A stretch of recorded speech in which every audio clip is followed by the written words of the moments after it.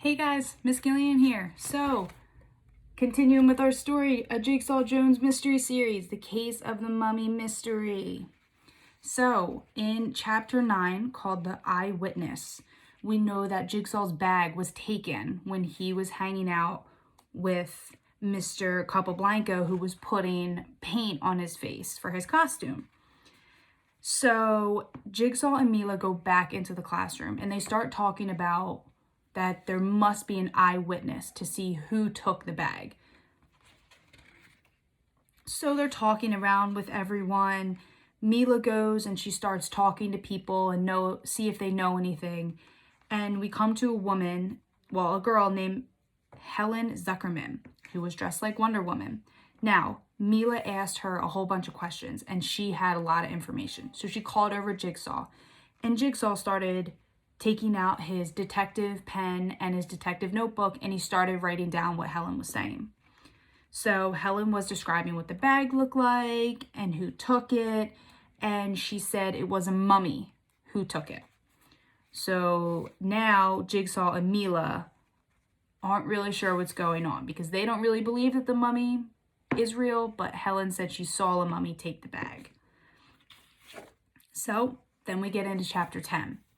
Now, chapter 10, we're back into the classroom, and Joey is nowhere to be seen.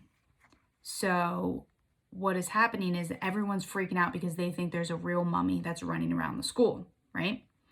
So at one point, so I'll show you the picture right here, they start to see that a mummy is coming from outside. And they realized that it was actually Joey, who was dressed as a mummy for the day. So Joey happens to be what they think to be the mummy. So they go back and forth, and Joey found the bag. Now, if you guys remember, Miss Gleason and Jigsaw both had the same bag. So Joey took the bag, and he went outside and realized that it was pumpkin pie. So he had Miss Gleason's bag. So there's still a mystery as to who took Jigsaw's bag. So we have our final two chapters, chapter 11 and 12. And I hope you guys see that we get all of our answers. So enjoy. Chapter 11, Mila Saves the Day. I turned to Biggs. Where were you just now, before you came into the classroom? Biggs jerked his thumb towards the door. I delivered a bag for Miss Gleason. It was for the pumpkin pie contest, Mila shouted, finishing his sentence. Somehow the bags got switched. Joey took the pie by mistake, and Biggs delivered a box of worms. Uh-oh. There was no time to waste.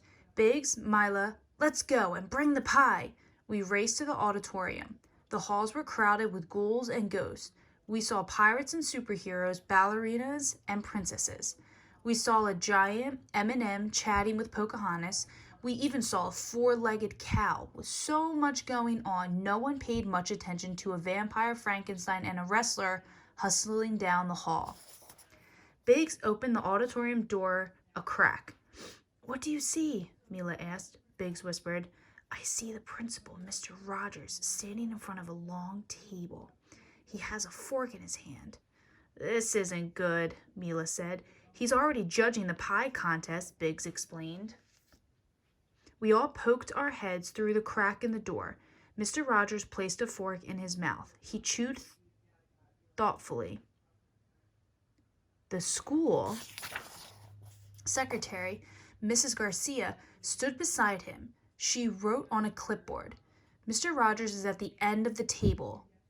Jigsaw, Biggs said. He's opening the last box. What can we do now? Mila asked. Wait! I screamed, but it was too late. We ran to the table. Mr. Rogers, who by the way was dressed like Cat in the Hat, stared at us, then down into the box, then at us again. He had found the worms, and we were in big, big trouble. Mr. Rogers' face turned red. Is this some kind of foolish prank? He demanded. I stammered. You see, Mr. Rogers crossed his arms and stared down at me. I'm waiting, Jigsaw. Mila spoke up. "Great job, Mr. Rogers. You found Jigsaw's worms." Mr. Rogers grimaced. "Apparently so." "It's my mistake," Biggs piped up. He handed Mr. Rogers the bag with Miss Gleason's pumpkin pie. "I brought the wrong bag." "And these worms?" Mr. Rogers asked. How could I ever explain it, I wondered. Mila thought quick.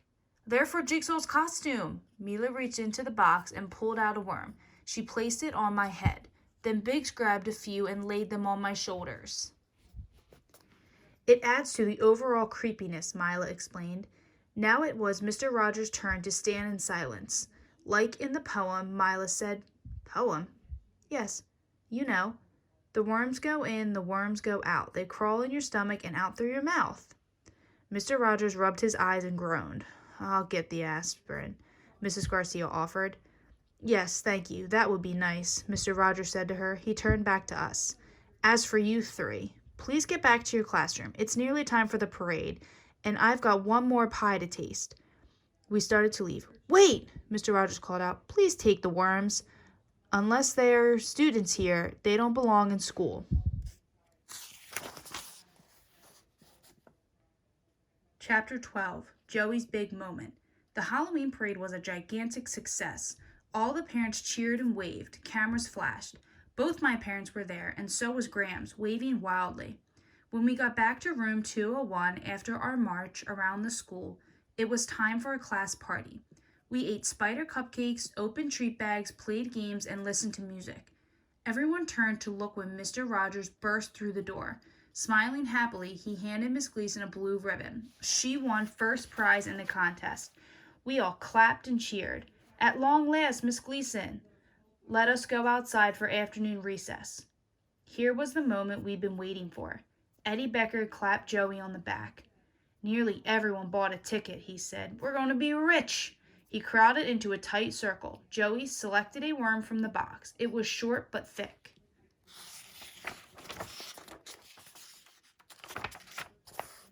Joey looked at Bobby. "Show me the money," he said. Mila made a face. "You couldn't pay me $1 million to eat one of those things." Ralphie Jordan volunteered. "For $1 million, he said, I'd eat 100 of those suckers." Bobby held out a portrait of George Washington. Joey reached for the money. Bobby caught him by the wrist. "No swallowing it whole," he said. "I want to see you chew." Lucy Hiller turned green. Nicole Rodriguez turned away. "Do it, Joey," Mike Radcliffe urged. "I need something to wash it down with," Joey Pignato said. I was prepared for that. I handed him a juice box. "Joey, don't," Danica said. "That's a living creature." Joey scratched his head. "It's just a worm," he replied. "So," Danica said, "worms are people too. That little guy has mom and dad just like you. How do you think they would feel when they find out that their son was eaten by a second grader?" "Who asked you, Danica?" Bobby shot back. "This is between Joey and me." Danica shook her head sadly. "That little fella's probably got a name, like Slimy or Slippy or something." Joey poked at the worm with his finger. "Hi, Slippy," he said. "Are you ticklish?" "Enough," Bobby demanded. "Eat it or give me my money back." Joey looked at Danica. "Sorry," he said, "but this is business." Joey opened his mouth. The worm dangled above his tongue, and he ate it. 3 chews and a swallow. He actually ate it. I was right. It wasn't something you see every day, and that's probably a good thing. Yuck. After school, I split the dollar with Mila, 50-50, and we went trick-or-treating around the neighborhood.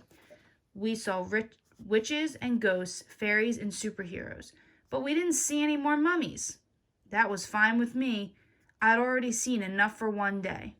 And as they say in the detective business, that wraps up another case for Jigsaw Jones. The end. What'd you guys think? I'm so proud of you. That was your first chapter book. And it was an awesome chapter book. So I thought we would talk about chapters 11 and 12 and see what you guys thought about the story. So in chapter 11, called Mila Saves the Day, is now they're rushing around to figure out who actually took Jigsaw's bag.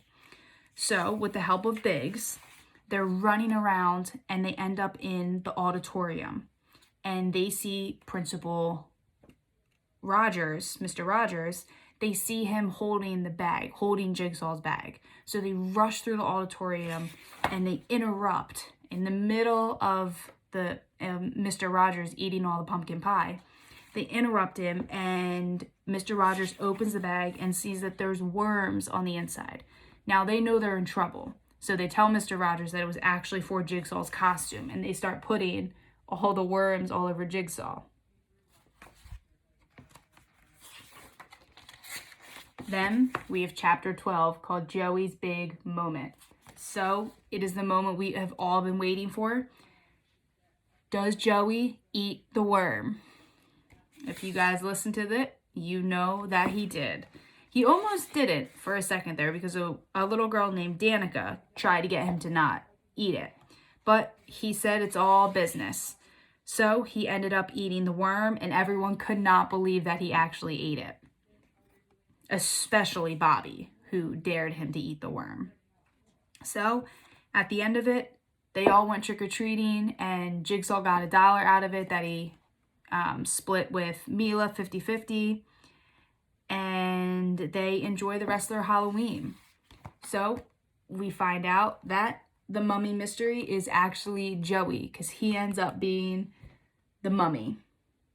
So I hope you guys enjoyed this story, and I can't wait until we get a chance to read the next chapter book. Bye, guys.